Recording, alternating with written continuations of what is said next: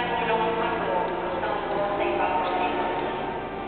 Ang kanyang mukha ay kagaya ng ulan, at nasiputi ng ilang ang kanyang katawan.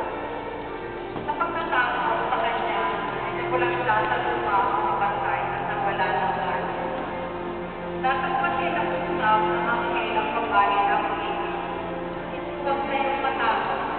Pati po hinahanap ni Jesus na itinakot ako. Siya ay